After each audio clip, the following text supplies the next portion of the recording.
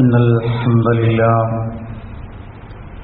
نحمده ونستعينه ونؤمن به ونتوكل عليه ونعوذ بالله من شرور أنفسنا ومن سيئات أعمالنا من يهده الله فلا مضل له ومن يضلل فلا هادي له وأشهد أن لا إله إلا الله وحده لا شريك له وأشهد أن محمدا عبده ورسوله أرسله بالهدى ودين الحق ليظهره على الدين كله ولو كره المشركون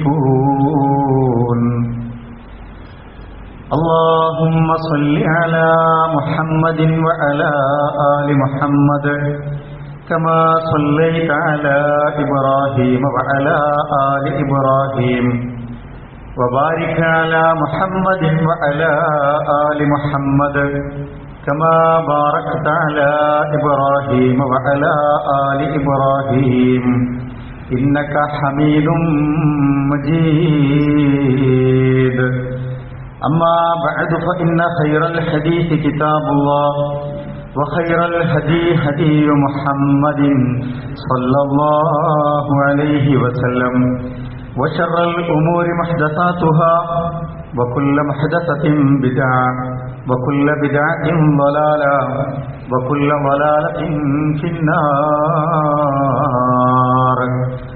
أعوذ بالله من الشيطان الرجيم بسم الله الرحمن الرحيم يا أيها الذين آمنوا اتقوا الله حق تقاته ولا تموتن إلا وأنتم مسلمون بسم الله الرحمن الرحيم ولا تفسدوا في الأرض بعد إصلاحها وادعوه خوفا وطمعا إن رحمة الله قريب من المحسنين. ഏറെ ബഹുമാന്യരായ മുഅ്മിനീങ്ങളെ മുഅ്മിനാത്തുകളെ, അല്ലാഹു സുബ്ഹാനഹു വ തആലയുടെ നിയമങ്ങളും നിർദ്ദേശങ്ങളും കൽപ്പനകളുമൊക്കെ നമ്മുടെ ജീവിതത്തിൻ്റെ ഓരോ സന്ദർഭങ്ങളിലും സൂക്ഷ്മത പുലർത്തി തഖ്വയുള്ളവരായി മാറണമേ എന്ന് എന്നോടും നിങ്ങളോടുമായി ഓർമ്മപ്പെടുത്തുകയാണ്, വസിയത്ത് ചെയ്യുകയാണ്. കശ്മീരിൽ നടന്ന കടുത്ത ഭീകരാക്രമണത്തിൻ്റെ ഒരു പശ്ചാത്തലത്തിലാണ് നമ്മൾ ഇന്നിവിടെ ജുമാ കൂടുന്നത്. ലോകത്തിൻ്റെ വ്യത്യസ്ത ഭാഗങ്ങളിൽ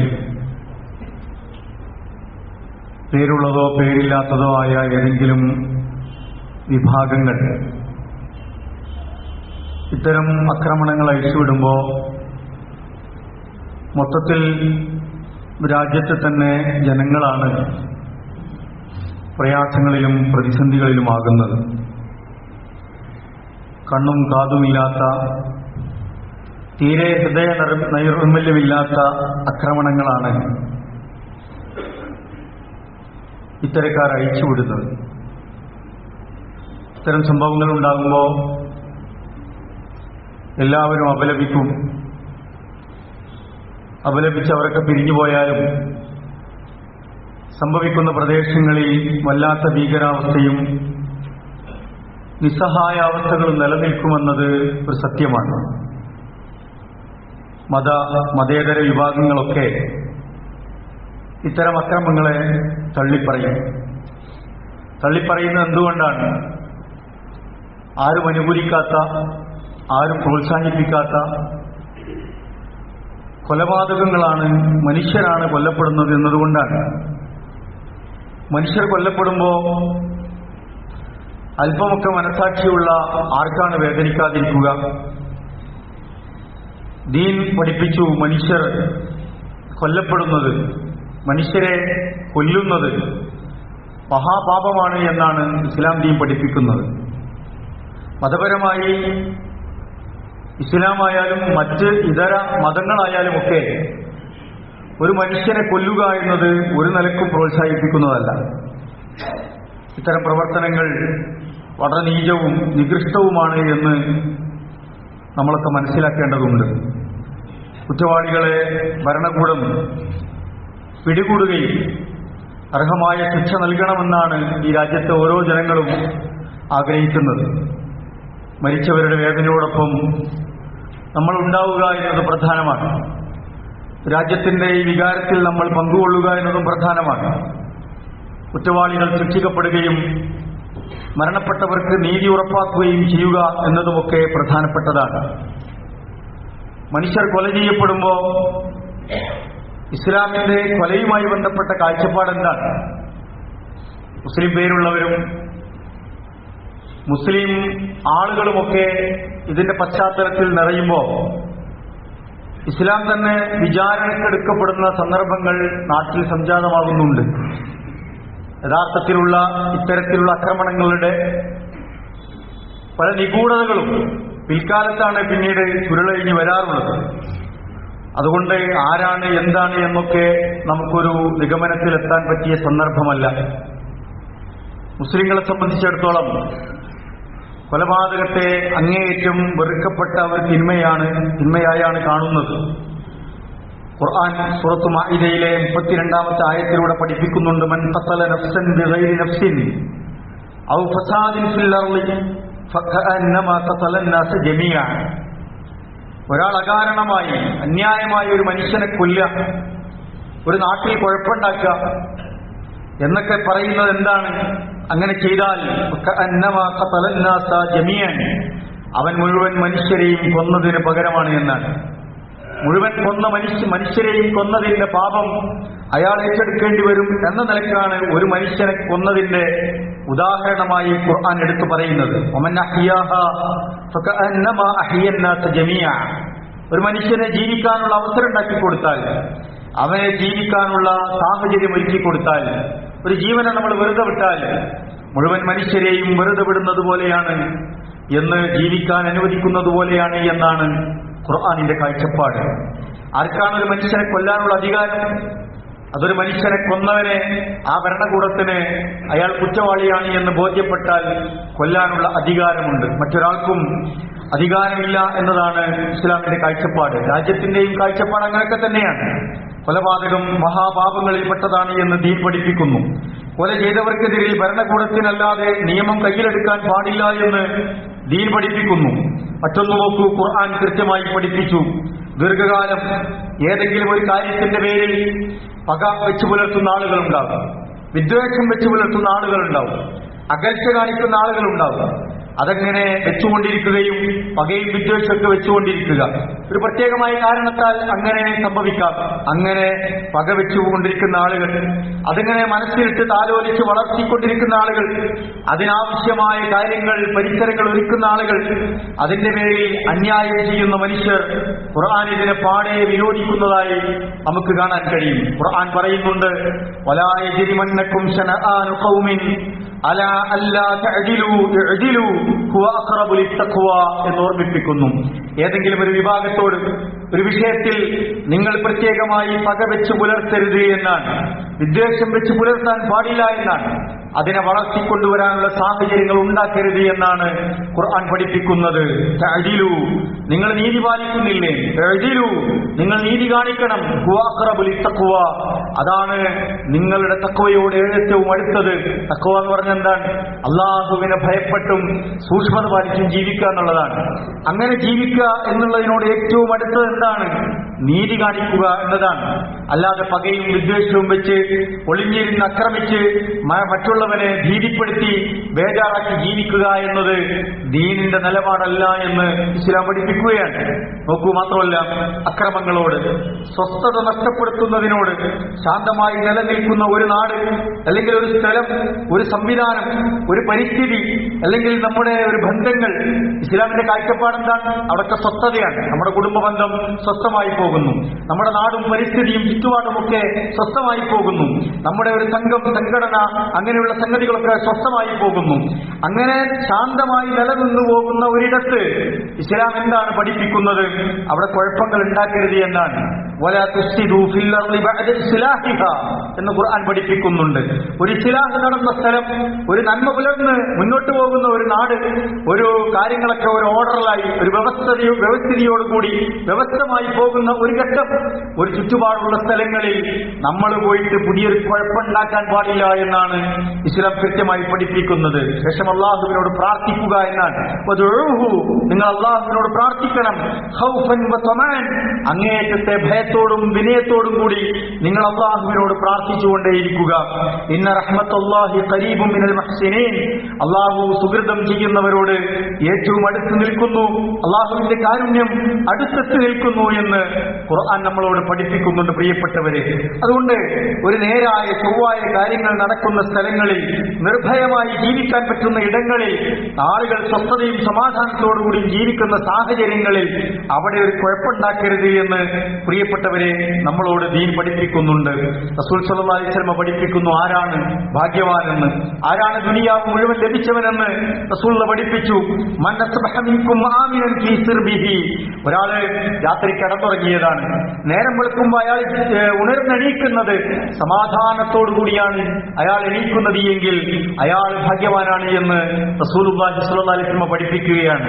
രാത്രി കിടന്നുറങ്ങി രാവിലെ ജീവനില്ലാത്ത എത്ര മനുഷ്യരുണ്ട്, മരണം പിടികൂടുന്ന എത്ര മനുഷ്യരുണ്ട്, കിടന്ന കിടപ്പാടങ്ങളിൽ അങ്ങനെ തന്നെ ഇടിഞ്ഞു പൊളിഞ്ഞ് കെട്ടിടം വീണ് മരിക്കുന്ന എത്ര മനുഷ്യരുണ്ട്. പലസ്തീനിലേക്കൊക്കെ നോക്കിയാൽ എത്ര സങ്കടകരമായ കാഴ്ചകളാണ്. നേരം വെളുത്താൽ എന്താകുമെന്ന് ഒരുറപ്പില്ലാതെ കിടന്നുറങ്ങുന്ന എത്രയോ മനുഷ്യർ നമ്മുടെ നാട്ടിലുണ്ട്. പ്രിയപ്പെട്ടവരെ, നേരം വെളുത്താൽ അന്ന് നടക്കാനുള്ള കാര്യങ്ങളെക്കുറിച്ച് ഓർത്ത് സങ്കടപ്പെടുന്ന എത്രയോ മനുഷ്യരുണ്ട്. പട്ടിണിയെക്കുറിച്ച് ആലോചിച്ച്, രോഗത്തിന്റെ അവസ്ഥകളെക്കുറിച്ച് ആലോചിച്ച്, ചികിത്സയുടെ ഭാരിച്ച സംഗതികളെക്കുറിച്ച് ആലോചിച്ച്, അങ്ങനെ ജീവിതത്തിൽ ദുസ്സഹമാകുന്ന സാഹചര്യങ്ങളിലേക്ക്, സൂര്യൻ ഉദിക്കുന്ന ദിവസങ്ങളിലേക്ക് കടക്കുന്ന മനുഷ്യരുണ്ട്. റസൂൽ പറഞ്ഞു, നിങ്ങൾ കിടന്ന വിരിപ്പിൽ നിന്നും സമാധാനത്തോടു കൂടിയാണ് നിങ്ങൾ എണീക്കുന്നത്, നിങ്ങൾ ദുനിയാവ് മുഴുവൻ ലഭിച്ചവനെ പോലെയാണ്. മാത്രമല്ല എന്നാണ്, നിങ്ങൾക്ക് എണീക്കാൻ പറ്റുന്നു, കൈകാലുകൾ ഉയർത്താൻ പറ്റുന്നു, നിങ്ങൾ ചിന്തിക്കുന്നിടത്തേക്ക്, ആഗ്രഹിക്കുന്നിടത്തേക്ക് നിങ്ങൾക്ക് പോകാൻ പറ്റുന്നു, നിങ്ങൾ ആഗ്രഹിക്കുന്ന കാര്യങ്ങൾ നിർവഹിക്കാൻ പറ്റുന്നു, നിങ്ങൾ ഭാഗ്യവാന്മാരാണ് എന്ന് റസൂൽ സല്ലല്ലാഹു അലൈഹി വസല്ലം പഠിപ്പിച്ചു. ഒന്നുകൂടി റസൂൽ ചേർത്ത് പറഞ്ഞു, ഇന്നഹു ഖൂതു യൗമിഹി എന്നാണ്, ആ എണീക്കുന്ന ദിവസത്തേക്കുള്ള അന്നം, ഭക്ഷണം നിങ്ങൾക്ക് ലഭിക്കുന്നു എങ്കിൽ ദുനിയാവ് മുഴുവൻ ലഭിച്ചവനെ പോലെയാണ് അയാളെന്ന് റസൂലുള്ളാഹി സ്വല്ലല്ലാഹു അലൈഹി വസല്ലം പഠിപ്പിക്കുന്നുണ്ട്. അത് നിർഭയത്വത്തെ കുറിച്ചാണ്, ഭീതിതമല്ലാത്ത ഒരു സാഹചര്യം ഉണ്ടാകുന്നതിനെ കുറിച്ചാണ്, സ്വസ്ഥതയുടെ വലിപ്പത്തെ കുറിച്ചാണ്, സമാധാനത്തെ കുറിച്ചുള്ള വർത്തമാനങ്ങളാണ് റസൂലുള്ളാഹി സ്വല്ലല്ലാഹു അലൈഹി വസല്ലം ഓർമ്മിപ്പിക്കുന്നത്. കശ്മീരിലേക്കൊന്ന് നോക്കൂ, പഹൽഗാമിലേക്കൊന്ന് നോക്കൂ. ഇന്ന് അവിടുത്തെ സാഹചര്യങ്ങൾ എന്താണ്? അവിടുത്തെ ജനത ഇപ്പോൾ അനുഭവിക്കുന്ന സ്വൈര്യക്കേട് എത്രമാത്രം വലുതാണ്, സ്വസ്ഥതക്കേട്, അസ്വസ്ഥതകൾ എത്ര വലുതാണ്, അവരുടെ ഇന്നത്തെ ദൈനംദിന ജീവിതം എത്രമാത്രം ദുസ്സഹമായിരിക്കും. മുസ്ലിം സമൂഹം അവിടെ ഭൂരിപക്ഷം ജീവിക്കുന്നുണ്ട്, അവരുടെ ഇന്നത്തെ സാഹചര്യം എത്ര ഭീതിതമായിരിക്കും. ഒരു നേരത്തെ ഭക്ഷണം കണ്ടെത്താൻ അവരിന്ന് ഒരുപാട് പ്രയാസപ്പെടും, ആളുകളോട് സംസാരിക്കാൻ അവരിന്ന് ഒരുപാട് പ്രയാസപ്പെടും, അവരുടെ കച്ചവട സ്ഥലങ്ങളിലേക്ക് കടന്നു പോകാൻ അവരിന്ന് ഒരുപാട് പ്രയാസപ്പെടും. വിഷമത്തിന്റെ ഒരുപാട് സാഹചര്യങ്ങൾ അവിടെ സൃഷ്ടിക്കപ്പെടുകയാണ്. വലിയ പീഡനങ്ങൾ ഇനി ആ സമൂഹം അനുഭവിക്കാൻ പോവുകയാണ്. ഒരുപാട് വിചാരണകൾ അവർ നേരിടേണ്ടി വരികയാണ്, അപമാനങ്ങൾ അവർ സഹിക്കേണ്ടി വരികയാണ്. തീവ്രവാദത്തിന്റെ വലിയ മുദ്രകൾ, ഭീകരവാദത്തിന്റെ വലിയ മുദ്രകൾ അവർക്ക് മേൽ വരാൻ പോവുകയാണ്. നമ്മൾ ആലോചിച്ച് നോക്കുക, നല്ല മണ്ണിനെയും മനുഷ്യരെയും നശിപ്പിക്കാൻ നല്ല മണ്ണ് എവിടെയുണ്ടാവും, നല്ല മനുഷ്യരെവിടെയുണ്ടാവും, സ്വസ്ഥത എവിടെയുണ്ടാവും? ആ മനുഷ്യരെ നശിപ്പിക്കാൻ കഴുകന്റെ കണ്ണും കുറുക്കന്റെ സൂത്രവുമായി നടക്കുന്ന രാജ്യത്ത് തന്നെ ശത്രുക്കളുണ്ട്, രാജ്യത്തിന് പുറത്തുള്ള ശത്രുക്കളുണ്ട്. അവരൊക്കെ ഈ സമാധാനം, സ്വസ്ഥത നശിപ്പിക്കാനാണ് ആഗ്രഹിക്കുന്നത്. കലാപങ്ങൾ നമുക്ക് എന്താണ് സമ്മാനിച്ചത്? കലഹങ്ങൾ എന്താണ് സമ്മാനിച്ചത്? യുദ്ധങ്ങൾ എന്താണ് സമ്മാനിച്ചത്? അക്രമങ്ങളും അകൽച്ചകളും ഒക്കെ നമുക്ക് എന്താണ് സമ്മാനിച്ചത്? സ്വസ്ഥതയാണോ? സമാധാനമാണോ? ശാന്തമായ ഒരു ജീവിതമാണോ? സ്വൈര്യത്തോടുകൂടി ആനന്ദത്തോടുകൂടി ജീവിക്കാനുള്ള സാഹചര്യമാണോ?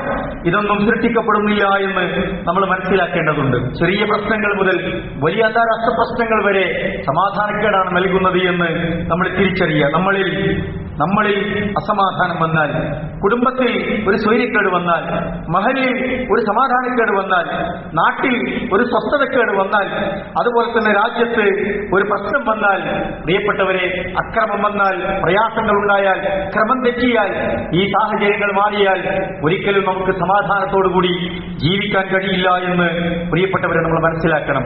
സമാധാനപരമായ ഒരു സാഹചര്യം നിലനിൽക്കുക എന്നത് ദീന് മുന്നോട്ട് വെക്കുന്ന ഏറ്റവും വലിയ ഒരു കാര്യമാണ് എന്ന് നമ്മൾ മനസ്സിലാക്കണം. അത് വ്യക്തിപരമാണെങ്കിലും, രണ്ട് സുഹൃത്തുക്കൾക്കിടയിലാണെങ്കിലും, കുടുംബങ്ങൾക്കിടയിലാണെങ്കിലും, മഹലിലാണെങ്കിലും, നാട്ടിലാണെങ്കിലും, രാജ്യത്താണെങ്കിലും ഒക്കെ ദീൻ അതിന് വലിയ പരിഗണന കൊടുക്കുന്നു എന്ന് നമ്മൾ മനസ്സിലാക്കേണ്ടതുണ്ട്. ഒരു നാട്ടിൽ ദഅവത്ത് നടക്കണം, ദഅവത്ത് നടക്കണം നമ്മൾ ആഗ്രഹിക്കുന്നുണ്ടോ? അവിടെ സമാധാനപരമായ ഒരു അന്തരീക്ഷം വേണം. നമ്മുടെ നാട്ടിൽ കച്ചവടം നടക്കണം, നമ്മുടെ നാട്ടിൽ സമാധാനപരമായ അന്തരീക്ഷം വേണം. നമ്മുടെ കുടുംബജീവിതം സ്വസ്ഥമാവണം, നമ്മുടെ ചുറ്റുവട്ടങ്ങളിൽ സമാധാനം ഉണ്ടാകണം. നമ്മുടെ കുട്ടികൾക്ക് നല്ല വിദ്യാഭ്യാസം കിട്ടണോ, അവർക്ക് നല്ല ഇടങ്ങളിൽ പഠിക്കാൻ പോകണോ, സമാധാനപരമായ സാഹചര്യം ഉണ്ടാകണം. എന്ത് നടക്കണമെങ്കിലും സമാധാനം വേണമെന്നത് പ്രധാനപ്പെട്ട കാര്യമാണ് പ്രിയപ്പെട്ടവരെ. കലഹങ്ങളും കലാപം ഉണ്ടാവുമ്പോൾ കർഫ്യൂ പ്രഖ്യാപിക്കും, ഭരണകൂടം കർഫ്യൂ പ്രഖ്യാപിക്കും. എന്തൊരു നിസ്സഹായാവസ്ഥയാണ് അവിടെ ഉണ്ടാകുക. ഒരു സമാധാനം കിട്ടും. കൊറോണയും കോവിഡും ഒക്കെ വന്നപ്പോ നമ്മുടെ എല്ലാ റോഡുകളും, നമ്മുടെ എല്ലാ തെരുവുകളും ഒഴിഞ്ഞു കിടന്നപ്പോ, അടഞ്ഞു കിടന്നപ്പോ നമ്മൾ അനുഭവിച്ച ഒരു വീർപ്പുമുട്ടൽ എത്ര വലുതാണ്. സ്വസ്ഥതയും സമാധാനം നഷ്ടപ്പെടാൻ ചെറിയ ചെറിയ കാരണങ്ങൾ മതിയാകും. പക്ഷേ അത് നിലനിർത്തുക, ആ സമാധാനത്തിന്റെ വക്താക്കളാവുക എന്നതാണ് ദീൻ നമ്മളെ പഠിപ്പിക്കുന്നത് എന്ന് നമ്മൾ തിരിച്ചറിയണം പ്രിയപ്പെട്ടവരെ. സ്വസ്ഥത നഷ്ടപ്പെട്ടാൽ എല്ലാം നഷ്ടപ്പെട്ട ആളുകളെ പോലെ ആകുമെന്നത് ഒരു വസ്തുതയാണ്. എന്തുണ്ടായിട്ടും പിന്നെ കാര്യം ഉണ്ടാവില്ല. ഒന്നും എടുത്തുപയോഗിക്കാൻ കഴിയാതെ നിസ്സഹായരായ മനുഷ്യരായി മാറുമെന്നതാണ്. നോക്കൂ, റസൂലുള്ളാഹി സ്വല്ലല്ലാഹു അലൈഹി വസല്ലമ മക്കയിൽ നിന്ന് മദീനയിലേക്ക് ഹിജ്റ പോകുന്നുണ്ട്. ആ ഹിജ്റ പോയി മദീനയിലെത്തിയ റസൂൽ സ്വല്ലല്ലാഹു അലൈഹി വസല്ലമ അവിടെ ഒരു കരാറുണ്ടാക്കുന്നുണ്ട്. ആ മദീനയിലേക്ക് കടന്നു പോകുമ്പോ ഖുബ എന്ന് പറയുന്ന ഒരു സ്ഥലത്ത് റസൂലുള്ളാഹി സ്വല്ലല്ലാഹു അലൈഹി വസല്ലമ എത്തുന്നുണ്ട്. അവിടെ എത്തി റസൂൽ സ്വല്ലല്ലാഹു അലൈഹി വസല്ലമ അവിടെയുള്ള ആളുകളെ ഒരുമിച്ച് കൂട്ടി ഉപദേശിക്കുന്ന ഉപദേശങ്ങളുണ്ട്. സമാധാനത്തിന്റെ വർത്തമാനങ്ങളാണ്. എത്ര വലിയ പ്രയാസങ്ങൾ സഹിച്ചാണ് മക്കയിൽ നിന്ന് മദീനയിലേക്ക് പോകുന്നത്. ആ പോകുന്നതിന്റെ വഴിയിൽ വെച്ച് ഖുബയിൽ ഇറങ്ങി റസൂൽ സ്വല്ലല്ലാഹു അലൈഹി വസല്ലമ അവിടെ നടത്തുന്ന ആദ്യത്തെ ഒരു പ്രസംഗമുണ്ട്. യാ അയ്യുഹന്നാസ്, മനുഷ്യരെ എന്നാണ് വിളിക്കുന്നത്. എന്റെ വിഭാഗങ്ങളെ, മുഅ്മിനീങ്ങളെ, എന്റെ സ്വന്തം ആളുകളെ എന്നൊന്നല്ല, മനുഷ്യരെ, അവിടെ കൂടിയ ജനങ്ങളോടാണ് പറയുന്നത്. അഫ്സുസ്സലാം, അഫ്സുസ്സലാം, നിങ്ങൾ സമാധാനം, സലാം വ്യാപിപ്പിക്കുക, സലാമിന്റെ വക്താക്കളാവുക. അത്ഇമുത്ത്ആം, വിശക്കുന്നവന് ഭക്ഷണം കൊടുക്കുക. വസിലൂ ബിൽ അർഹാം, നിങ്ങൾ കുടുംബബന്ധം ചേർക്കുക. വസല്ലൂ ബിൽ ലൈലി വന്നാസു നിയാമുൻ, ആളുകൾ ഉറങ്ങിക്കിടക്കുമ്പോ രാത്രിയിൽ നിങ്ങൾ ഏകാന്തരായി അല്ലാഹുവിന്റെ മുമ്പിൽ സുജൂദിൽ വീണ് നമസ്കരിക്കുക. എന്നിട്ട് റസൂലുള്ളാഹി പറഞ്ഞു, തദ്ഖുലൂ അൽ ജന്നത ബിസലാമിൻ, അങ്ങനെ നിങ്ങൾ ജീവിച്ചാൽ സമാധാനത്തോടുകൂടി നിങ്ങൾക്ക് സ്വർഗത്തിലേക്ക് കയറിപ്പോകാമെന്നാണ് പ്രിയ റസൂൽ സ്വല്ലല്ലാഹു അലൈഹി വസല്ലം ഓർമ്മിപ്പിക്കുന്നത്. നോക്കൂ, ജൂതനായ പണ്ഡിതൻ അബ്ദുല്ലാഹി ഇബ്നു സലാം ഈ വർത്തമാനങ്ങൾ റസൂലിൽ നിന്ന് കേൾക്കാൻ മക്കയിൽ നിന്ന് മുഹമ്മദ് മദീനയിലേക്ക് പുറപ്പെട്ടിരിക്കുന്നു. ഞങ്ങളിവിടെ സ്വസ്ഥമായി ജീവിക്കുകയാണ്, അതിനിടയിൽ എന്ത് പ്രശ്നങ്ങൾ ഉണ്ടാക്കാനാണ് അയാൾ വരുന്നത്? അങ്ങനെ ഒരു സാഹചര്യത്തിലാണ് അബ്ദുല്ലാഹി ഇബ്നു സലാം എന്ന് പറയുന്ന ജൂത പണ്ഡിതൻ റസൂലുള്ളാഹി സ്വല്ലല്ലാഹു അലൈഹി വസല്ലമയുടെ വർത്തമാനങ്ങൾ കേൾക്കുന്നത്. മണിക്കൂറുകൾ പിന്നിട്ട് അദ്ദേഹം ഈ റസൂലിന്റെ അടുത്ത് വന്ന് അദ്ദേഹത്തിന്റെ അടുക്കൽ നിന്ന് ഇസ്ലാം സ്വീകരിക്കുന്നതിന് നമ്മൾ കാണുന്നുണ്ട്. വിപരീതമായ സാഹചര്യങ്ങൾ ഒഴിവാവുകയാണ്. റസൂലുള്ള സമാധാനത്തിന്റെ വക്താവാണ് എന്ന് ബോധ്യപ്പെടുകയാണ്. ആളുകൾ ദീനിനെ പഠിക്കുകയാണ്. ദീനിലേക്ക് കടന്നു വരുന്ന സാഹചര്യങ്ങളുണ്ട്. മദീനയിലെത്തി റസൂൽ സ്വല്ലല്ലാഹു അലൈഹി വസല്ലമ അവിടെ ഒരു കരാർ എഴുതി ഉണ്ടാക്കുന്നുണ്ട്. മുനാഫിക്കുകളുണ്ട്, മുസ്ലിങ്ങളല്ലാത്തവരുണ്ട്, ജൂതന്മാരുണ്ട്, ദീനില്ലാത്തവരുണ്ട്, ശിർക്ക് ചെയ്യുന്നവരുണ്ട്, പലരുമുണ്ട്. എല്ലാ വിഭാഗങ്ങളെയും റസൂലുള്ളാഹി സ്വല്ലല്ലാഹു അലൈഹി വസല്ലം ചേർത്ത് പിടിച്ചു. എന്നിട്ട് കരാറിൽ അവർക്കുള്ള ഓരോ ഗോത്രങ്ങളുടെയും കുടുംബങ്ങളുടെയും അധികാരങ്ങൾ വകവെച്ചു കൊടുത്തു, അവകാശങ്ങൾ ഉറപ്പുകൊടുത്തു. എന്നിട്ട് റസൂലുള്ള അവരെ വിശേഷിപ്പിച്ചത് എന്താണ്? നാം ഒരു ഉമ്മത്താണ് എന്നാണ്. ഉമ്മത്തും വാഹിദ എന്ന് പറഞ്ഞത് മുഅ്മിനീങ്ങളെ പറ്റി മാത്രമല്ല, നമ്മളൊരു ഉമ്മത്താണ് എന്ന് ആ മദീനയിലെ എല്ലാവരെയും ചേർത്ത് നിർത്തി റസൂൽ സ്വല്ലല്ലാഹു അലൈഹി വസല്ലം വിശേഷിപ്പിക്കുന്നുണ്ട്. പ്രിയപ്പെട്ടവരെ, അവിടെ അവരെടുക്കുന്ന തീരുമാനം എന്താണ്? എന്താണ്? ഇത് നമ്മുടെ മദീനയാണ്, നമ്മുടെ നാടാണ്. ഈ മദീനയെ ആരെങ്കിലും നശിപ്പിക്കാൻ വന്നാൽ നമ്മൾ ഒറ്റക്കെട്ടായി നിൽക്കുക എന്നാണ് അവരെടുത്ത ഒരു വലിയ തീരുമാനമെന്ന് പറയുന്നത്. ആ മദീന കരാറിന്റെ ഏറ്റവും പ്രധാനപ്പെട്ട ഒരു ഉള്ളടക്കം അതുകൂടിയാണ്. അതുതന്നെയാണ് നമുക്കും ഈ രാജ്യത്തോടുള്ള കൂറും ഭക്തിയും എന്ന് പറയുന്നത്. നമ്മുടെ രാജ്യത്തിനൊരു പ്രശ്നം വരുമ്പോ അതിനെതിരെ നമ്മൾ ഒറ്റക്കെട്ടാവുക എന്നതാണ്. അവിടെ മതം, ജാതിയും രാഷ്ട്രീയവും പറഞ്ഞ് വേർതിരിഞ്ഞ് നിൽക്കുക എന്നത് ദീനിന്റെ നയമല്ല എന്ന് നമ്മൾ മനസ്സിലാക്കേണ്ടതുണ്ട്. നമ്മുടെ രാജ്യത്തിന്റെ ഐക്യവും സ്നേഹവും ഒരുമയും ഒക്കെ നശിപ്പിക്കാൻ വരുന്നവരെ, നമ്മൾ പ്രിയപ്പെട്ടവരെ ഒറ്റക്കെട്ടായി നേരിടുക എന്നതും പ്രധാനപ്പെട്ടതാണ്. നമ്മുടെ രാജ്യത്തിനകത്ത് സമാധാനമുണ്ടാക്കാനുള്ള ഉത്തരവാദിത്വം നമ്മളെപ്പോലെ തന്നെ ഈ രാജ്യത്തെ ഓരോ പൗരന്മാർക്കും ഉണ്ട് എന്നത് നമ്മൾ മനസ്സിലാക്കുകയും മറ്റുള്ളവനെ ബോധിപ്പിക്കുകയും ചെയ്യേണ്ടതുണ്ട് എന്നതാണ് ഞാൻ സൂചിപ്പിച്ചത്. ഇസ്ലാം എന്ന് പറയുന്നത് ആ വാക്ക് തന്നെ സമാധാനത്തെയാണ് അർത്ഥമാക്കുന്നത്. സലാം എന്നത് സമാധാനത്തിന്റെ പദമാണ്. സിൽമ എന്ന് പദം അത് സമാധാനത്തിന്റെ മതമാണ്. അതുപോലെ തന്നെ നമ്മുടെ പ്രാർത്ഥനകൾ അല്ലാഹുമ്മ അൻത സലാം വമിൻക സലാം എന്ന് പറയുന്നതൊക്കെ സമാധാനത്തെ പ്രൊമോട്ട് ചെയ്യാനാണ്. സ്വസ്ഥതയും സമാധാനവും ഇല്ലെങ്കിൽ നമുക്കെല്ലാം നഷ്ടപ്പെടുമെന്നത് പ്രിയപ്പെട്ടവരെ നമ്മൾ മനസ്സിലാക്കുക. റസൂൽ സല്ലല്ലാഹു അലൈഹി വസല്ലം ഒരിക്കൽ 3 തവണ ആവർത്തിച്ചു പറഞ്ഞു തീവ്ര വിചാരങ്ങളെക്കുറിച്ച്, തീവ്രവാദങ്ങളെക്കുറിച്ച്. അത് ഇസ്ലാമിന്റെ നിലപാടല്ല എന്ന് റസൂൽ സല്ലല്ലാഹു അലൈഹി വസല്ലം തീർത്തു പറഞ്ഞു. എന്താണ് പറഞ്ഞത്? അലാ അറിയുക, ഹലക്കൽ മുതനത്തിഊൻ, തീവ്രവാദ പ്രവർത്തനങ്ങൾ, തീവ്ര വിചാരങ്ങൾ, തീവ്രവാദങ്ങൾ അത് നശിച്ചു പോകട്ടെ എന്നാണ്. അതിന്റെ പ്രവർത്തനങ്ങൾ നശിക്കട്ടെ എന്ന് റസൂൽ സല്ലല്ലാഹു അലൈഹി വസല്ലം 3 തവണ സ്വഹാബത്തിനെ വിളിച്ച് ഉപദേശിക്കുന്നത് നമുക്ക് കാണാൻ കഴിയും. പ്രിയപ്പെട്ടവരെ, ഇസ്ലാമിന്റെ ഒരു നിലപാട് എന്ന് പറയുന്നത് അതാണ്. മതം പലപ്പോഴും പ്രതിചേർക്കപ്പെടുമ്പോ നമ്മൾ എന്താണ് പറയേണ്ടത് എന്ന് നമുക്കൊരു ബോധം വേണ്ടതുണ്ട്. ഇത്തരം ആക്രമണങ്ങൾ, സംഭവങ്ങൾ രാജ്യത്ത് ആദ്യത്തേതൊന്നുമല്ല എന്ന് നമുക്കറിയാം. അതിർത്തിയിൽ ഏറ്റുമുട്ടൽ ഉണ്ടാകുന്നു, നിരപരാധികൾ പലപ്പോഴും കൊല ചെയ്യപ്പെടുന്നു, സൈനികർ തന്നെ കൊല ചെയ്യപ്പെടുന്നു. ആരാണ് കൊന്നത് എന്നോ ആക്രമിച്ചത് എന്നതോ പലപ്പോഴും തെളിയിക്കപ്പെടാതെ പോകുന്ന സാഹചര്യങ്ങൾ വരെ രാജ്യത്തുണ്ടായിട്ടുണ്ട്. നമ്മുടെ രാജ്യത്തിനകത്ത് പല വിഷയങ്ങളുടെയും പേരിൽ നിരപരാധികൾ ഓരോ ദിവസവും കൊല ചെയ്യപ്പെടുന്നുണ്ട്. മതത്തിന്റെ പേരിൽ കൊല ചെയ്യപ്പെടുന്നവരുണ്ട്, രാഷ്ട്രീയത്തിന്റെ പേരിൽ എത്രയോ കൊലപാതകങ്ങൾ നടന്നു വരുന്നുണ്ട്, അധികാരത്തിന്റെ പേരിൽ ഈ നാട്ടിൽ കൊല ചെയ്യപ്പെടുന്നുണ്ട്, ലഹരിയുടെ പേരിൽ, പകയുടെ പേരിൽ, വിദ്വേഷത്തിന്റെ പേരിൽ, വൈരാഗ്യത്തിന്റെ പേരിൽ, കുടുംബ തർക്കങ്ങളുടെ പേരിലൊക്കെ എത്രയോ മനുഷ്യർ കൊല ചെയ്യപ്പെടുന്നുണ്ട്. ഏത് നിലയ്ക്കൊരു മനുഷ്യൻ കൊല ചെയ്യപ്പെട്ടാലും വലിയ പാപമാണ് എന്നാണ് ഇസ്ലാം പഠിപ്പിക്കുന്നത്. ഒരു മനുഷ്യന്റെ ജീവൻ കർറംനാ ബനീ ആദം, ആദമിന്റെ മക്കളെ നാം ആദരിച്ചിരിക്കുന്നു എന്ന് ഖുർആനിന്റെ വാക്കാണ്, വചനമാണ്. അതുകൊണ്ട് അള്ളാഹു ആദരിച്ചവരെ കൊല ചെയ്യാൻ, അത് നശിപ്പിക്കാൻ നമുക്ക് ബാധ്യതയില്ല എന്ന് പ്രിയപ്പെട്ടവരെ നമ്മൾ മനസ്സിലാക്കുക. നോക്കൂ, ഇത്തരം സന്ദർഭങ്ങളിൽ എന്തെങ്കിലും അക്രമങ്ങൾ ഉണ്ടാകുമ്പോൾ, പ്രയാസങ്ങൾ ഉണ്ടാകുമ്പോൾ നമ്മുടെ സോഷ്യൽ മീഡിയ, സാമൂഹ്യ മാധ്യമങ്ങളിൽ വരുന്ന ചർച്ചകളുണ്ട്. അവിടെ വളരെ സൂക്ഷ്മതയോടുകൂടി നമ്മൾ ഇടപെടുക എന്നതും ദീനിന്റെ ഭാഗമാണ്. വർഗീയത വളർത്താൻ പലരും ബോധപൂർവ്വം ശ്രമിക്കുന്നുണ്ട് എന്ന തിരിച്ചറിവ് നമുക്കുണ്ടാകണം. ഇവിടുത്തെ ഹൈന്ദവനെയും ക്രൈസ്തവനെയും മുസൽമാനെയും ഒക്കെ വർഗീയമായി വേർതിരിച്ച് അവന്റെ വിശ്വാസത്തെ, അവന്റെ ആചാരങ്ങളെ, അവന്റെ ജീവിത രീതികളെ, അവന്റെ പൂർവികരെ, അവന്റെ രാജ്യസ്നേഹത്തെ ചോദ്യം ചെയ്യുന്ന രീതികൾ നമ്മൾ കാണുന്നുണ്ട്. പലപ്പോഴും ഫേക്ക് ഐഡികളിൽ നിന്നാണ് ഇത്തരം കാര്യങ്ങൾ വരുന്നത് എന്ന് നമ്മൾ തിരിച്ചറിയുക. വർഗീയതയെക്കുറിച്ച് ഇസ്ലാം എന്താണ് പഠിപ്പിച്ചത്? അതൊരിക്കലും ഇസ്ലാം പ്രോത്സാഹിപ്പിച്ചില്ല. എന്താ വർഗീയത എന്ന് പറഞ്ഞാൽ, നമ്മുടെ കൂട്ടത്തിലെ ഒരാൾ, മുസ്ലിംകളിലെ ഒരാൾ ഒരു കാര്യം ചെയ്തു, അതൊരു തെറ്റായ കാര്യമാണ് എന്ന് നമുക്കറിയാം. ആ തെറ്റാണ് എന്ന് ബോധ്യപ്പെട്ടിട്ടും അതിനെ നമ്മൾ ന്യായീകരിക്കുക, അത് ചെയ്തത് ശരിയായി, അല്ലെങ്കിൽ തെറ്റാണെങ്കിൽ ഇപ്പോഴത്തെ സാഹചര്യത്തിൽ ചെയ്യേണ്ട തന്നെ ഒരു വൃത്തിയോടെ ചെയ്തത്, പക്ഷേ അത് നന്നായി എന്ന് തോന്നുന്ന ഒരു സന്ദർഭം ഉണ്ടല്ലോ, അത് ഉണ്ടാകാൻ പാടില്ല എന്നുള്ളതാണ്. മുസൽമാനും ഉണ്ടാകാൻ പാടില്ല എന്നാണ്. അതിനെ ന്യായീകരിക്കാൻ പാടില്ല, അത് ശരിയാണ് എന്ന് വിലയിരുത്താൻ പാടില്ല, അവന്റെ തിന്മക്ക് ഊർജം പകർന്നു കൊടുക്കാൻ പാടില്ല, അതിനെ സപ്പോർട്ട് ചെയ്ത് കൂട്ടുനിൽക്കുക എന്നൊക്കെ പറയുന്നതാണ് റസൂലുള്ള പഠിപ്പിച്ച അസബിയ്യത്ത് എന്ന് പറയുന്നത്. റസൂലുള്ളയെ കുറിച്ച് എന്താ പറഞ്ഞത്? ലൈസ മിന്ന, എന്റെ കൂട്ടത്തിൽപ്പെട്ടവനല്ല. മൻ ദാ ഇലാ അസബിയ്യ, വർഗീയതയിലേക്ക് ക്ഷണിക്കുന്നവൻ എന്റെ കൂട്ടത്തിൽപ്പെട്ടവനല്ല. മതം അതിനേറ്റ് ബന്ധമില്ല, റസൂൽ അതിനേറ്റ് ബന്ധമില്ല. വലൈസ മിന്ന മൻ ഖാതല അലാ അസബിയ്യ, വർഗീയത പേരിൽ കലഹമുണ്ടാക്കി, പ്രശ്നമുണ്ടാക്കി ഒരാൾ കൊല ചെയ്യപ്പെട്ടാൽ അവൻ എന്റെ കൂട്ടത്തിൽപ്പെട്ടവനല്ല. വലൈസ മിന്ന മൻ മാത അലാ അസബിയ്യ, വർഗീയതയ്ക്ക് വേണ്ടി യുദ്ധം ചെയ്യുന്നവരും കലഹമുണ്ടാക്കുന്നവരും അതിന്റെ പേരിൽ മരിക്കുന്നവരും എന്റെ കൂട്ടത്തിൽപ്പെട്ടവനല്ല എന്ന് റസൂലുള്ളാഹി സ്വല്ലല്ലാഹു അലൈഹി വസല്ലം തീർത്തു പറഞ്ഞു. ഈ വർഗീയത കത്തിക്കുന്നതും അതിനുവേണ്ടി നമ്മൾ ഉപ്പും ഊർജ്ജമൊക്കെ കൊടുക്കുന്നത് വലിയൊരു ദീനീ പ്രവർത്തനമാണ് എന്ന് നമ്മൾ വിചാരിക്കരുത്. വളരെ തെറ്റായ ഒരു കാര്യമായാണ് ഇസ്ലാം അതിനെ പഠിപ്പിക്കുന്നത്.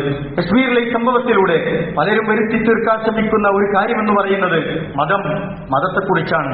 മതം ആളുകളെ കൊല്ലുന്നു, മതം ഭീകരവാദമാണ്, മതം തീവ്രവാദമാണ്, അതുകൊണ്ട് നിങ്ങൾ മതം ഉപേക്ഷിച്ചു മാന്യന്മാരാകൂ എന്ന് പല പ്രൊഫൈലുകളിലും നമ്മൾ കാണും. പ്രിയപ്പെട്ടവരെ, ഈ അക്രമങ്ങളൊക്കെ മതയഥാർത്ഥത്തിൽ നന്മയും സമാധാനവും സ്നേഹവും നീതിയൊക്കെയാണ് പറയുന്നത് എന്ന് ആളുകൾക്ക് അറിയാഞ്ഞിട്ടല്ല, പക്ഷേ മതത്തെ തല്ലാനുള്ള ഒരു വടിയായി ഇതിനെ ഉപയോഗിക്കുന്നത് നമ്മൾ കാണും.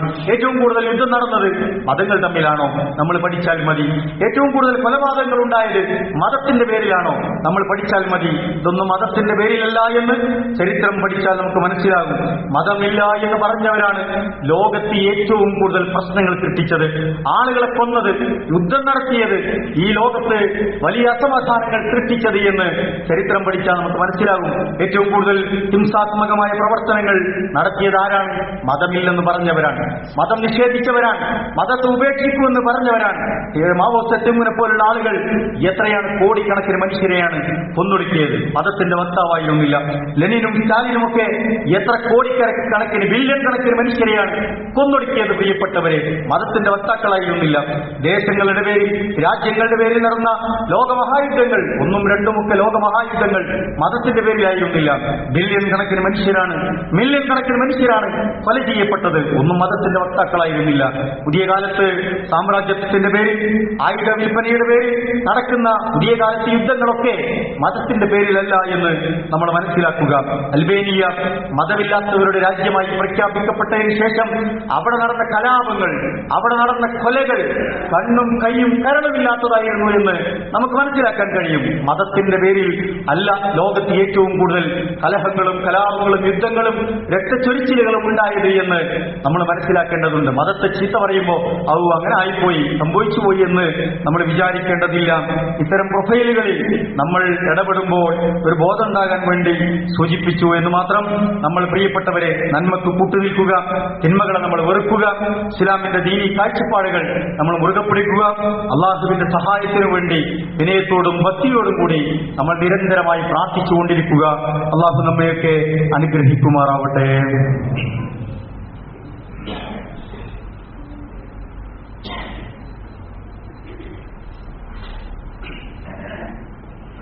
അൽഹംദുലില്ലാഹ് വസ്സലാത്തു വസ്സലാമു അലാ റസൂലില്ലാഹ് വഅലാ ആലിഹി വസഹ്ബിഹി അജ്മഈൻ. അമ്മാ ബഅദ്.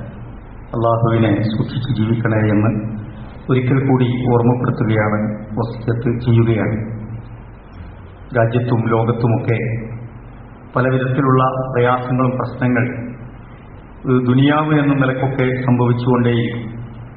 അവിടെ ദീൻ മുറുകെ പിടിച്ചും പ്രത്യേകിച്ച് നമ്മുടെ രാജ്യത്തിന്റെ സമാധാനം നിലനിർത്തുന്നതുമായി ബന്ധപ്പെട്ട കാര്യങ്ങളിൽ ഫോക്കസ് ചെയ്തും നമ്മൾ ജീവിക്കുക എന്നതാണ് പ്രധാനം. ഇന്ത്യയുടെ മുഖമായി ഗാന്ധിയും നെഹ്റുവും മൗലാന ഷൗക്കത്തലിയും മൗലാന മുഹമ്മദ് അലി ജൗഹറും ഒക്കെ ചേർന്ന് നിന്ന ഒരു ഇന്ത്യയുണ്ട്.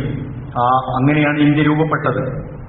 അത്തരത്തിലുള്ള ചേർന്ന് നിൽക്കലുകളിൽ അസ്വസ്ഥത പ്രകടിപ്പിക്കുന്ന ഒരുപാട് ആളുകളുണ്ടാവും. ഇന്ത്യയുടെ ആ യഥാർത്ഥ മുഖം ഇന്നും നമുക്ക് കാണാൻ കഴിയും.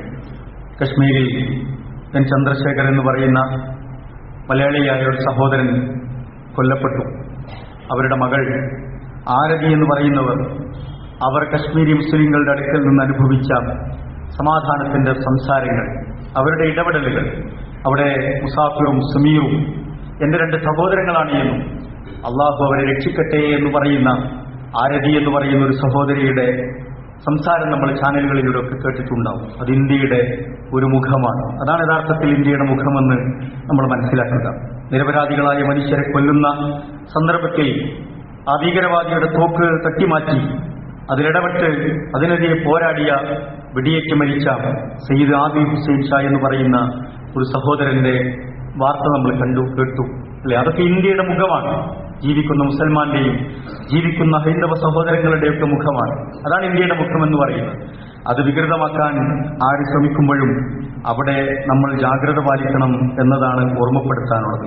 നമ്മൾ നന്നായി സൂക്ഷിച്ചും ശ്രദ്ധിച്ചും ഇടപെടുക എന്നതാണ്. അള്ളാഹു നമ്മയൊക്കെ അനുഗ്രഹിക്കുമാറാവട്ടെ. പ്രയാസങ്ങൾ അനുഭവിക്കുന്നവർക്ക് അള്ളാഹു സ്വസ്ഥതയും സമാധാനവും നൽകി അനുഗ്രഹിക്കുമാറാവട്ടെ. ശുഹദാക്കൾക്ക് അള്ളാഹു സ്വർഗം നൽകി അനുഗ്രഹിക്കുമാറാവട്ടെ. സഹോദരങ്ങളെ, ദുൽഖഅദ മാസത്തിലേക്ക് നമ്മൾ ഏതാനും ദിവസങ്ങൾ കൊണ്ട് പ്രവേശിക്കും. പവിത്രമാക്കപ്പെട്ട 4 മാസങ്ങളിൽ ഏറ്റവും പ്രധാനപ്പെട്ട പുണ്യമുള്ള ഒരു മാസമാണ് ദുൽഖഅദ എന്ന് പറയുന്നത്. ഹജ്ജിന്റെയും അതുപോലെ തന്നെ ബലിയുടെയും ഒക്കെ ദിവസങ്ങളിലേക്ക് നമ്മൾ പ്രവേശിക്കും. അതിനുകൊണ്ട് വരുന്ന മാസത്തിന്റെ പവിത്രതയൊക്കെ ഉൾക്കൊണ്ട് ധാരാളം നന്മകൾ ചെയ്യാനും അതിനൊക്കെയുള്ള മുന്നൊരുക്കങ്ങൾ നമ്മുടെ ഭാഗത്തുനിന്നുണ്ടാകണം എന്ന് ഓർമ്മിപ്പിക്കുകയാണ്. അള്ളാഹു അനുഗ്രഹിക്കുമാറാവട്ടെ. സഹോദരങ്ങളെ, കഴിഞ്ഞ ദിവസം നമ്മുടെ മഹല്ലിലെ ഒരു സഹോദരൻ, കുറ്റിത്തൊടി മുഹമ്മദ് ഷഫീൻ എന്ന് പറയുന്ന പ്രിയപ്പെട്ട നമ്മുടെ സുഹൃത്തും സഹോദരനും മരണപ്പെട്ട വാർത്ത നമ്മൾ അറിഞ്ഞിട്ടുണ്ടാകും. പലരും അദ്ദേഹത്തിന്റെ ജനാസ നമസ്കാരത്തിലൊക്കെ പങ്കെടുത്തു. അല്ലാഹു സുബ്ഹാനഹു വ തആല അദ്ദേഹത്തിന് മഗ്ഫിറത്തും റഹ്മത്തും നൽകി അനുഗ്രഹിക്കുമാറാവട്ടെ. വളരെ ചെറുപ്പമാണ് അദ്ദേഹം, 26 വയസ്സാണ് അദ്ദേഹം ജീവിച്ചത്. ദുനിയാവിലെ സമയങ്ങളൊക്കെ വളരെ കൃത്യമായി പ്ലാൻ ചെയ്തു. ജീവിതത്തിലെ സമയമൊന്നും അലസമായി പോകാതിരിക്കാൻ ശ്രദ്ധ കാണിച്ചും ഒന്നിൽ നിന്ന് ഒന്നിലേക്ക് കയറി ജീവിതം ഇങ്ങനെ പുതിയൊരു തലത്തിലേക്ക്, ഒരു കുടുംബജീവിതത്തിലേക്കൊക്കെ പ്രവേശിച്ചുകൊണ്ടിരുന്ന സന്ദർഭത്തിലാണ് മരണം നമ്മുടെ സഹോദരനെ തേടിയെത്തിയത്. മരണം അങ്ങനെയാണ്, നമ്മളെവിടെയായാലും ഇതിൻ്റെ ഒരു സമയം വരുമ്പോൾ നമ്മളെ തേടിയെത്തും. മരിക്കുമ്പോൾ നമ്മുടെ അവസ്ഥ എന്താണെന്നുള്ളതാണ്, നമ്മുടെ ജീവിതം എങ്ങനെയായിരുന്നു എന്നുള്ളതാണ്. കുറഞ്ഞ കാലമോ കൂടുതൽ കാലമോ ജീവിച്ചോ എന്നുള്ളതല്ല, നമ്മളെങ്ങനെ അടയാളപ്പെടുത്തി ജീവിച്ചു എന്നതാണ്, ദീന് എങ്ങനെ മുറുകെ പിടിച്ചു എന്നതാണ്. മരിക്കുമ്പോൾ നമ്മൾ ഈമാനോടുകൂടി മരിക്കുക എന്നുള്ളതാണ്. ആ നിലയ്ക്ക് കുറഞ്ഞ കാലമാണെങ്കിലും വളരെ ശ്രദ്ധയോടും വളരെ സ്നേഹത്തോടും കുടുംബ ബന്ധങ്ങളൊക്കെ ചേർത്ത് പിടിച്ചും പരസ്പരം ആരെയും വെറുപ്പിക്കാതെയും സ്നേഹത്തോടു കൂടിയാണ് നമ്മുടെ പ്രിയപ്പെട്ട മുഹമ്മദ് ഷഫീൻ യാത്രയായത്. അല്ലാഹു സുബ്ഹാനഹു വ തആല അദ്ദേഹത്തിന്റെ എല്ലാ നന്മകളും സ്വീകരിക്കുമാറാവട്ടെ. എല്ലാ സുഹൃതങ്ങൾക്കും അർഹമായ പ്രതിഫലം നൽകി അനുഗ്രഹിക്കുമാറാവട്ടെ. പോരായ്മകൾ, വീഴ്ചകൾ, തെറ്റുകുറ്റങ്ങൾ അല്ലാഹു മാപ്പ് കൊടുത്ത് അനുഗ്രഹിക്കുമാറാവട്ടെ. അവന്റെ ഖബർ ജീവിതം അല്ലാഹു വെളിച്ചവും വിശാലവുമാക്കി കൊടുക്കട്ടെ. അദ്ദേഹത്തിന്റെ മരണം കാരണം കുടുംബത്തിന് വലിയ പ്രയാസങ്ങളുണ്ട്, നമുക്കറിയാം. നമുക്കൊക്കെ അതിന് വിഷമങ്ങളുണ്ട്, സ്വാഭാവികമാണ്.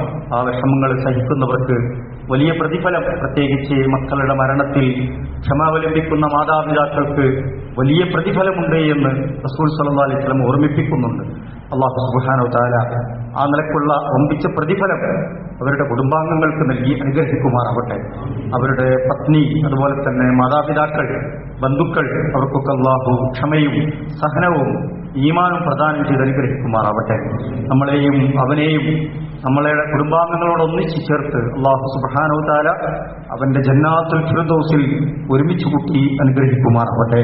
നമ്മളിൽ നിന്ന് വന്നുപോയ എല്ലാ തെറ്റുകുറ്റങ്ങളും റഹ്മാനും റഹീമുമായ നാഥ, നീ നിന്റെ മഹത്തായ ഫദ്ല് കൊണ്ട് വിട്ടുപുറത്ത് മാപ്പാക്കി തരണമേ റഹ്മാനെ.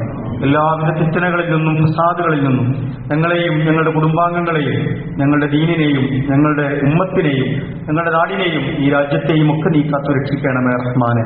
അല്ലാഹുവേ, ഞങ്ങളുടെ കൂട്ടത്തിൽ നിന്ന് മരണപ്പെട്ടുപോയ ഞങ്ങളുടെ മാതാപിതാക്കൾ, ബന്ധുമിത്രാദികൾ, ഞങ്ങളുടെ ഇണകൾ, ഞങ്ങളുടെ സുഹൃത്തുക്കൾ, ഞങ്ങളുടെ കാരണവന്മാർ, ഞങ്ങളുടെ ഉമറാക്കൾ, ഞങ്ങളുടെ ഉലമാക്കൾ, ഞങ്ങളെ സ്നേഹിച്ചവർ, സഹായിച്ചവർ, അല്ലാഹുവേ, എല്ലാവർക്കും നീ മഗ്ഫിറത്തും റഹ്മത്തും നൽകി അനുഗ്രഹിക്കണമേ റഹ്മാനെ. അവരുടെ ഖബർ ജീവിതം നീ വെളിച്ചവും വിശാലവുമാക്കി കൊടുക്കണേ റഹ്മാനെ. അല്ലാഹുവേ, നിന്റെ ജന്നാത്തുൽ ഫിർദൗസിൽ എല്ലാവരെയും നീ ഒരുമിച്ച് കൂട്ടി അനുഗ്രഹിക്കണമേ റഹ്മാനെ. മാരകമായ രോഗങ്ങളിൽ നിന്ന്, മാറാരോഗങ്ങളിൽ നിന്ന്, മാരകമായ വൈറസുകളിൽ നിന്ന്, പകർച്ചവ്യാധികളിൽ നിന്ന്, കഠിനമായ പരീക്ഷണങ്ങളിൽ നിന്ന്, കണിശമായ വിചാരണകളിൽ നിന്ന്, കത്തിജ്വലിക്കുന്ന നരകാഗ്നിയിൽ നിന്ന് റഹ്മാനും റഹീമുമായ നാഥ, ഞങ്ങളെയും ഞങ്ങളുടെ പ്രിയപ്പെട്ടവരെയും നീ കാത്തു രക്ഷിക്കണമേ റഹ്മാനെ. അല്ലാഹുവേ, നിന്റെ സ്വർഗ്ഗപൂങ്കാവനത്തിൽ ഞങ്ങളെ നീ പ്രവേശിപ്പിക്കണമേ റഹ്മാനെ. ഞങ്ങളുടെ മാതാപിതാക്കൾക്ക് നീ പുറത്തു കൊടുക്കണം റഹ്മാനെ. അവർക്ക് നീ ആയുസ്സും ആരോഗ്യവും നൽകി അനുഗ്രഹിക്കണമേ റഹ്മാനെ. മാനസികമായി വിഷമിക്കുന്നവർ, ശാരീരികമായി പ്രയാസപ്പെടുന്നവർ, സാമ്പത്തികമായി സങ്കടപ്പെടുന്നവർ, അല്ലാഹുവേ, എല്ലാവരുടെയും പ്രയാസ പ്രയാസങ്ങൾ നീ ദൂരീകരിച്ചു കൊടുക്കണ റഹ്മാനെ.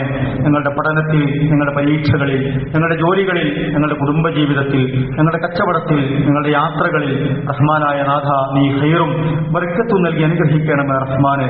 അപകട മരണങ്ങളിൽ നിന്നും, ദുരന്തങ്ങളിൽ നിന്നും, ദുരിതങ്ങളിൽ നിന്നും ഞങ്ങളെയും ഞങ്ങളുടെ പ്രിയപ്പെട്ടവരെയും നീ കാത്തു രക്ഷിക്കണമേ റഹ്മാനെ. ധാരാളം സദുദ്ദേശങ്ങളോടെ ഞങ്ങൾ നിന്നോട് പ്രാർത്ഥിച്ചുകൊണ്ടിരിക്കുന്നു നാഥ. ഞങ്ങളുടെ നല്ല ഉദ്ദേശങ്ങളെ നീ സഫലമാക്കി തരണമേ റഹ്മാനെ. ഞങ്ങളുടെ ജീവിതം നന്നാക്കുകയും ലാ ഇലാഹ ഇല്ലല്ലാഹ് എന്ന കലിമത്ത് തൗഹീദ് ഉച്ചരിച്ച് ഭക്തിയോടെ ഈമാനോടുകൂടി മരണം ഭരിക്കുകയും ചെയ്യുന്ന മഹാഭാഗ്യവാന്മാരുടെ കൂട്ടത്തിൽ ഞങ്ങളെയൊക്കെ നീ ഉൾപ്പെടുത്തി അനുഗ്രഹിക്കണമേ റഹ്മാനെ. ജോലിയില്ലാതെ വിഷമിക്കുന്നവരുണ്ട്, വിവാഹരംഗത്ത് പ്രയാസപ്പെടുന്നവരുണ്ട്, വീടില്ലാതെ വിഷമിക്കുന്നവരുണ്ട്, പ്രാർത്ഥന കൊണ്ട് വസിയത്ത് ചെയ്തവരുണ്ട്. അല്ലാഹുവേ, എല്ലാവരുടെയും നല്ല ഉദ്ദേശങ്ങളെ നീ സഫലമാക്കി കൊടുക്കണ റഹ്മാനെ. ഞങ്ങൾക്കിടയിൽ, ഞങ്ങളുടെ കുടുംബങ്ങൾക്കിടയിൽ, ഞങ്ങളുടെ സമൂഹത്തിനിടയിൽ, സമുദായങ്ങൾക്കിടയിൽ, ഈ നാട്ടിൽ, ഈ രാജ്യത്ത് നീ സമാധാനം നിലനിർത്തി അനുഗ്രഹിക്കണമേ റഹ്മാനെ. അല്ലാഹുവേ, ഉംറയ്ക്കും ഹജ്ജിനും വേണ്ടി തയ്യാറെടുക്കുന്ന ഞങ്ങളുടെ പ്രിയപ്പെട്ടവരുണ്ട്. മഖബൂലും മബ്റൂറുമായ ഉംറയും ഹജ്ജുമൊക്കെ നിർവഹിച്ച് തിരിച്ചെത്താനുള്ള ആഫിയത്തും തൗഫീഖും അവർക്കൊക്കെ നീ നൽകി അനുഗ്രഹിക്കണമേ റഹ്മാനെ. ഉംറയും ഹജ്ജും ചെയ്യാൻ ആഗ്രഹത്തോടുകൂടി കഴിയുന്നവരാണ് ഞങ്ങളിൽ അധിക പേരും. അല്ലാഹുവേ, ഞങ്ങളുടെ നല്ല ഉദ്ദേശങ്ങളെ നീ സഫലമാക്കി തരണമേ റഹ്മാനെ. അല്ലാഹുമ്മ ഗ്ഫിർ ലിൽ മുഅ്മിനീന വൽ മുഅ്മിനാത്ത്